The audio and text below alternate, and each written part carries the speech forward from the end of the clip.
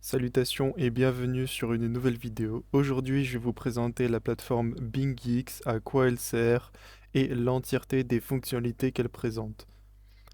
Je vais commencer par la base. BingX, c'est un exchange qui va vous permettre d'acheter, de vendre, de trader ou d'investir dans les crypto-monnaies, mais pas que. Aussi dans le forex, dans les stocks et dans les actions. Ce qui peut être très très intéressant et ce que d'autres courtiers ou sexes n'ont pas. Je vais aussi présenter du coup les différents euh, endroits où vous pourrez acheter, vendre, trader de la crypto-monnaie et expliquer l'entièreté des fonctionnalités que présente le site. Je vais commencer tout de suite par présenter les trois moyens d'acheter de la crypto-monnaie sur le site. Vous pouvez l'acheter directement via QuickBuy, donc ce sera avec une carte bancaire ou d'autres moyens de paiement. Vous pouvez aussi l'acheter en peer-to-peer, ça c'est pour d'autres moyens de paiement. Par exemple, moi j'utilise Wise, qui est une banque en Belgique, et c'est pas toujours possible d'utiliser la carte, donc effectuer un virement via Wise. Ou alors vous pouvez aussi faire un dépôt bancaire, mais ça prendra un petit peu plus de temps. Pour ce qui est des marchés, c'est juste un endroit qui va vous résumer l'entièreté des crypto-monnaies, euh, leurs différentes informations, donc le high 24 heures, le low 24 heures, le changement en pourcentage, le prix et autres. Ensuite, je vais passer à une partie un petit peu plus intéressante qui est la partie spot. C'est ici que vous pourrez acheter ou vendre vos crypto-monnaies. Donc, je vais commencer par la gauche pour finir à droite, ce sera beaucoup plus simple. Donc, à gauche, vous aurez ici, si jamais vous cliquez, la liste des crypto-monnaies. Moi, j'ai sélectionné favorite, mais si vous voulez voir la liste de l'entièreté des crypto-monnaies, cliquez sur USDT ou si vous voulez trader en USDC sur USDC. Mais moi, je vais rester en USDT parce que c'est le plus commun. Ici, vous avez la liste des différentes crypto-monnaies avec du coup les paires les plus tradées avec le plus gros volume en haut et les paires avec un plus petit volume en bas. Vous sélectionnez la crypto-monnaie que vous souhaitez acheter ou vendre. Donc par exemple, moi je vais sélectionner ETH ou USDT. Ici, je n'ai pas de USDT à allouer, donc je ne vais pas acheter, c'est juste pour un exemple.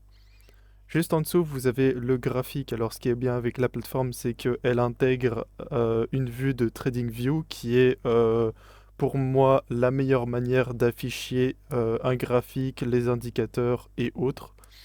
J'ai rajouté un RSI, mais il n'est pas là de base, c'est juste un graphique comme ça. Si vous voulez ajouter un indicateur, c'est ici. Vous pouvez changer les bougies ici. Donc moi, je vais vous montrer. Hop, ici, je clique sur l'indicateur. Je mets RSI, Relative Strange Index. Je ferai peut-être une autre vidéo pour expliquer les différents indicateurs que j'utilise et à quel endroit je rentre ou je sors du marché, en sachant que je touche plus vraiment au trading, sauf très rare cas. Bref. Ici, vous avez la liste des ordres que vous aurez ouverts. Donc, si jamais vous ouvrez un ordre sur l'ETH, vous le verrez ici. Quand je parle d'ordre, c'est d'ordre spot. Donc, c'est des ordres où vous avez acheté ou vendu, des ordres qui se sont passés et ce ne sont pas des ordres courants. Les ordres courants, ce seront uniquement pour tout ce qui est l'achat ou la vente en dérivé perpétuel ou pas. Ici, vous avez l'historique. Donc là, vous pouvez voir que j'ai déjà fait plusieurs essais de vente et d'achat sur le XRP. J'en ai acheté un petit peu, je vous montrerai juste après. Et enfin, ici, c'est l'une des parties qui va être les plus intéressantes. Le prix au marché, c'est le prix qu'il est montré actuellement. C'est-à-dire que si par exemple je vais acheter 50 USDT, de ETH. Je vais acheter pour 50 dollars d'ETH et je vais les acheter au prix du marché. C'est-à-dire que je vais acheter les ETH, l'ETH à son prix de 2910. Par contre, si jamais je veux déclencher un ordre d'achat ou un ordre de vente à un certain moment, il me suffit de sélectionner limite. Je sélectionne le prix auquel je veux acheter ou vendre ma crypto-monnaie. Par exemple, imaginons que je veux en acheter quand le prix de l'ETH arrive à 2000. Il me suffit de sélectionner 2000. Ensuite, je sélectionne le nombre que je vais récupérer. Donc là, vous pouvez le sélectionner soit en ETH, soit en USDT. Si vous connaissez le prix de l'ETH, vous pouvez utiliser ETH, mais moi j'utilise USDT personnellement. Et ici, c'est pour mettre un take profit ou un stop loss. Le take profit ou le stop loss, je l'expliquerai dans une prochaine vidéo. Pour l'instant, je préfère pas l'expliquer et le trigger non plus. Pour tout ce qui est de la vente, c'est exactement la même chose, sauf que pour déclencher un ordre limite, vous mettrez le prix au-dessus. Bah oui, parce que si vous le mettez en dessous, en ordre limite, ça va directement acheter au prix du marché. Ici, vous avez la grid. Donc, grid, c'est si vous voulez acheter ou vendre sur plusieurs paliers. Par exemple, un palier tous les 500, tous les 1000. Vous pouvez le mettre de manière automatique. Donc là, par exemple, si jamais je mets 50 balles, ça va le répartir sur... alors, je sais plus où c'est. Ça va le répartir, voilà, sur 45 paliers. Et en fait, ici, ça vous montre votre profit par palier. Donc là, ce sera de 0,15 à 0,22% et le range sélectionné automatiquement. Je vous conseille plus de le mettre en manuel, même si c'est beaucoup plus compliqué. Vous mettez le prix le plus bas auquel vous êtes prêt à acheter. Donc imaginons que moi je dise 1000, bah, je mets 1000. Et imaginons que je veuille tout vendre à 4000, et bah, je mets 4000. Ce que ça va faire, c'est que ça va acheter, acheter, acheter jusqu'à ce que ça tombe à 1000. Et ensuite, dès que ça va remonter à 4000, ça va tout revendre. Faut faire attention parce que si jamais ça descend en dessous de 1000, ça va plus déclencher d'ordre achat. Ce sera optimisé au prix de vente et au prix d'achat que vous avez sélectionné. Ensuite, ici, vous avez le tab Convert, ici juste en dessous en spot. Ça vous permet d'acheter, de vendre ou de convertir vos crypto-monnaies plus rapidement sans passer par l'interface de trading. Et ensuite, on va passer à une partie qui intéresse plus de monde, c'est-à-dire les contrats de trading en perpétuel et en standard. Je vais commencer par les contrats en perpétuel. Donc ça représente l'entièreté des crypto-monnaies. On peut retrouver toutes les paires que j'ai citées tout à l'heure en spot, quoique certaines paires ne sont pas disponibles, mais elles sont listées et généralement ça se met dans vos notifications ici. Ici, ça reste globalement la même chose, donc je vais pas trop m'attarder sur le sujet. Ce qui est intéressant à retenir comme information, c'est que vous avez le prix au marché, donc c'est le prix auquel vous allez rentrer bah, au marché, comme c'est dit. Vous n'avez pas de système d'ordre limite, de ce que je sache. Quoique, si, pardon, vous avez le système d'ordre limite, c'est exactement la même chose que Spot, sauf que là, vous pourrez appliquer un effet de levier que je vais expliquer tout à l'heure. L'index price, je vais pas en parler directement. Les fundings, c'est pour réguler le prix du Bitcoin par rapport à son prix spot. Parce qu'en réalité, quand vous achetez du Bitcoin en dérivé, vous achetez pas réellement l'actif, vous achetez un contrat qui copie l'actif. C'est-à-dire que pour que le prix du Bitcoin en futur suive le prix du Bitcoin en spot, il faut un taux de régulation. Tous les 8 heures, les shorts, donc les gens qui parient à la baisse, ou les longs, les gens qui parient à la hausse, se payent les uns les autres en fonction de si le funding est positif ou négatif. Et c'est pour permettre une régulation du marché. Sinon, par exemple, vous auriez le Bitcoin en dérivé à, je sais pas moi, 60 000 et le Bitcoin en spot à 40 000 et ça ne peut pas se produire. Ensuite, je vais passer à la partie de droite. Donc, je vais commencer par expliquer ces deux modes. Vous avez le mode isolé qui prend une partie de votre capital, mais vous pouvez louer euh, un plus gros capital pour augmenter la marge de liquidation. C'est-à-dire, si jamais vous faites un x10 et que la crypto-monnaie baisse de 10% et que vous avez fait un long, vous risquez d'être liquidé. Pour remédier à ce problème-là, vous pouvez par exemple ajouter le double de votre position, enfin du montant que vous avez mis dans votre position, pour pouvoir descendre à 20%, c'est-à-dire en dessous ou au-dessus du prix de liquidation. Cross, ça va prendre tel quel le prix, la marge par rapport à la liquidation. C'est-à-dire que vous ne pourrez pas euh, rajouter de nouveaux bitcoins pour pouvoir augmenter ou diminuer le prix de liquidation. Ajouter de nouveaux bitcoins ou du SDT, bien évidemment. Donc, je vais expliquer le levier. Donc, le levier, c'est très simple. Ça permet d'augmenter la taille de votre position. C'est un prêt que vous faites auprès de l'exchange. Bien évidemment, ça vous coûtera plus de frais, je le précise. Et en fait, ça va augmenter la taille de votre position en fonction du montant que vous avez mis. Par exemple, si je mets 100 euros ou 100 USDT, US dollars, et que je fais un x 2, c'est comme si j'avais parié 200 USDT ou dollars euros sur les marchés. Par contre, il faut faire très très attention, c'est que pour éviter les pertes du côté du broker, ils vont se rembourser au prix de liquidation. Par exemple, si jamais vous êtes rentré avec 200 dollars sur le marché en longue, et que vous avez mis un levier x2 et que le prix descend de 50%, si jamais le prix continue de descendre, c'est le broker qui va devoir encaisser les pertes. Pour éviter cela, il faut juste clôturer votre position en reprenant l'entièreté des 200 euros, c'est-à-dire les 100 euros qu'ils vous ont prêté, plus les 100 euros que vous avez perdus, mais au moins ils peuvent récupérer l'argent qu'ils vous ont prêté. Pour tout ce qui est, bah ici, juste en dessous, open, close, c'est pour ouvrir ou fermer l'ordre. J'utilise quasiment jamais l'option close parce que elle est en bas, donc vous pouvez clôturer l'ordre plus facilement en dessous. Ici, vous avez le trigger avec le trailing stop. Trailing stop, c'est en fonction du pourcentage de gains que vous avez effectué. Il y aura un stop loss qui va venir suivre la courbe jusqu'à ce que ça redescende, toucher le stop loss. C'est pour éviter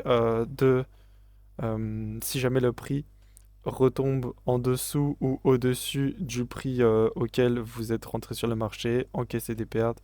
Donc ça vous fermera l'ordre toujours en positif. Ensuite, je vais passer au standard futur. Standard futur aussi très très intéressant parce que sur cette plateforme, vous pouvez trader autre chose que les crypto-monnaies. Vous pouvez trader les stocks, c'est-à-dire les différentes actions, le forex, c'est-à-dire le marché des monnaies, les indices, les ETF, donc tout ce qui contient le Dow Jones, le S&P, le CAC 40 et autres. Les commodités, donc c'est-à-dire tout ce qui est le blé, l'or, le métal, ce genre de choses. Ça, c'est par rapport aux crypto-monnaies et le reste des tables que vous avez ici sert aussi aux crypto-monnaies. Je tiens à dire qu'il faut quand même faire attention parce que tout ce qui est le marché du forex, des indices et autres en dehors des crypto-monnaies coûte énormément de frais. Donc, je vous conseille de trader sur de plus grandes unités de temps et de bien faire attention à votre marge, vérifier votre marge en fonction de votre marché. Par exemple, si jamais je suis sur le marché du Forex, étant donné que le Forex bouge beaucoup moins vite de prix, je vais tendance à avoir des leviers beaucoup plus élevés. Bref, vous pouvez aussi utiliser la plateforme MT5, qui est une plateforme de trading en dehors du site web.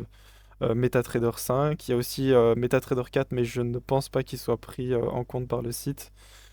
Bah pour ceux qui aiment utiliser MetaTrader 5, c'est une bonne chose. En plus, le logiciel est disponible, enfin plutôt l'application est disponible sur mobile aussi. Ici, vous avez les différentes informations concernant les marchés, donc les différents leverages que vous pouvez utiliser en fonction des coins, les fundings, les informations concernant les règles de trading, mais vous avez globalement absolument tout ici et avant de pouvoir trader, vous devez remplir un questionnaire, donc être 100% au courant de ce que vous faites. Ici, c'est si jamais vous avez besoin d'aide, vous pouvez aller voir la foire aux questions FAQ, mais on va pas trop s'y attarder. Pour ce qui est de cette tabulation ici, BingX propose aussi la fonction copy trading. Le copy trading, c'est tout simplement ce qui vous permet de copier un trader qui est professionnel ou non, parce que de temps en temps, voilà, ça peut mal se passer.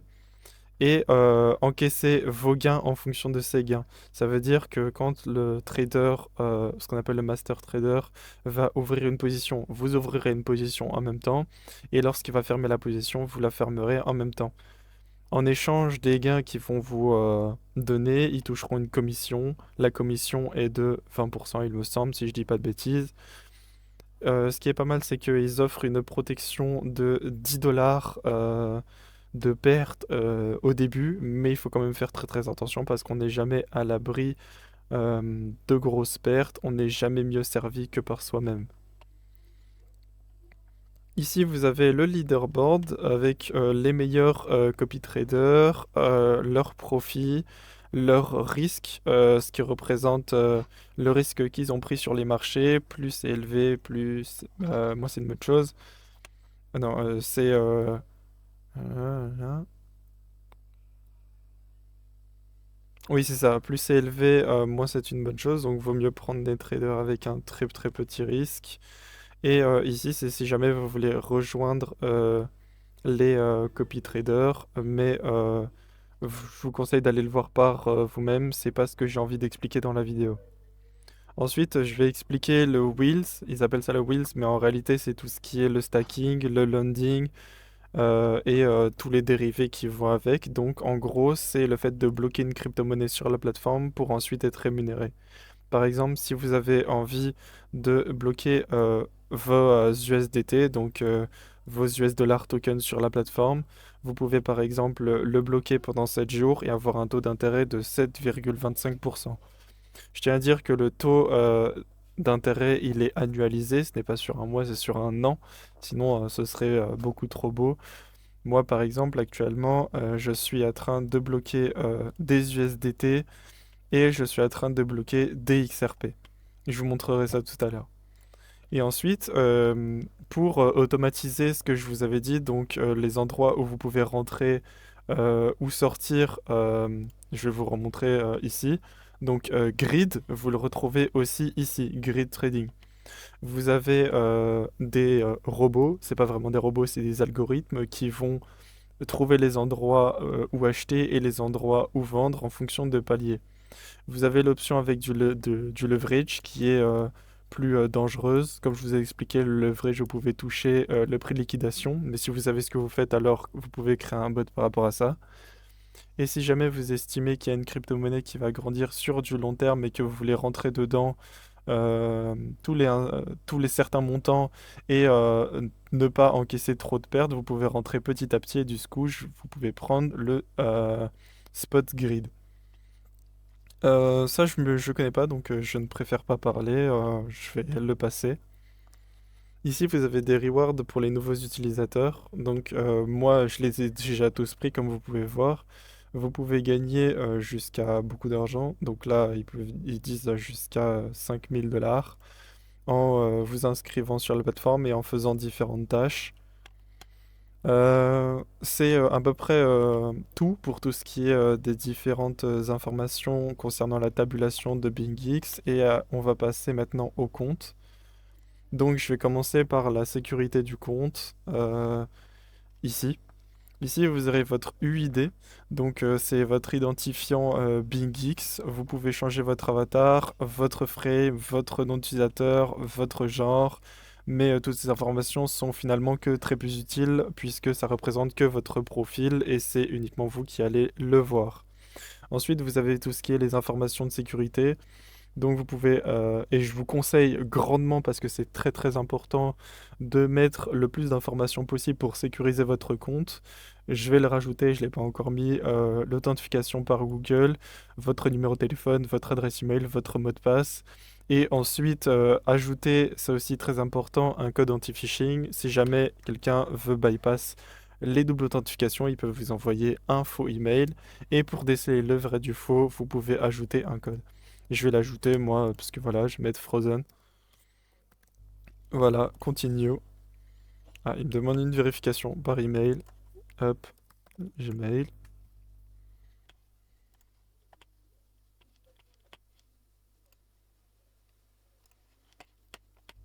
Hop. Est-ce que j'ai reçu ma vérification? Ah, c'est ici. Get code.